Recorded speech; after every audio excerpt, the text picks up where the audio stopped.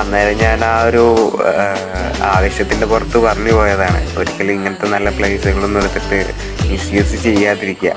കാരണം എന്തെങ്കിലും ഒരു ഇഷ്യൂ വരികയാണെന്നുണ്ടെങ്കിൽ നമുക്ക് ആ ഒരു ഭാഗത്തേക്ക് ഇങ്ങനത്തെ ഫോട്ടോഷൂട്ടോ അല്ലാന്നുണ്ടെങ്കിൽ വീഡിയോ ഡോക്യുമെൻ്ററി ഒന്നും ചെയ്യാൻ അങ്ങോട്ട് പോകാൻ പറ്റില്ല. അവിടുത്തെ പയ്യന്മാർ പോയിട്ടൊരു 10 മിനിറ്റ് തികഞ്ഞില്ല. അതിൻ്റെ ഇടയിലാണ് 2 മാവന്മാരവിടെ കയറി വന്ന്. മുടയാക്കാനൊന്നും ഒന്നുമില്ല. പിന്നെ എൻ്റെ പണി ഞാനങ്ങനെ നൈസായിട്ട് പോയതുകൊണ്ട് കമ്പനിക്കാരൻ്റെ കൂടെ ട്രെയിനിങ്ങിന് വേണ്ടിയിട്ട് മലപ്പുറത്ത് വന്നായിരുന്നു. അവൻ ട്രെയിനിങ്ങിന് കയറി കഴിഞ്ഞിട്ടുള്ള ബാക്കിയുള്ള സമയം ഞാൻ നന്നായിട്ട് പോസ്റ്റാകാൻ എനിക്കറിയാം. എന്തായാലും വഴി തെറ്റി വന്ന ഇടാന്നുണ്ടെങ്കിലും വേറെ ലെവലായി. അങ്ങനെ 3ാമത്തെ ഷോർട്ട് സ്റ്റോറി ഇവിടെ വെച്ചിട്ടാണ് ഞാൻ കംപ്ലീറ്റ് ആക്കുന്നത്. തിരക്കഥയും സംവിധാനം നിന്നെ കൊണ്ടൊന്നും ഒരു കാലത്ത് കൂട്ടിയാൽ കൂടില്ലെന്ന് പറയുമ്പോൾ നാട്ടുകാരുടെയും വീട്ടുകാരുടെയും ഒരുപാട് അടുത്ത ഫ്രണ്ട്സുകൾ സെക്കന്മാരൊക്കെ തീർച്ചയായും മാറ്റി പറയേണ്ട ഒരു അവസരം എന്നെ കൊണ്ട് വരുത്തി കൊടുക്കാൻ പറ്റും.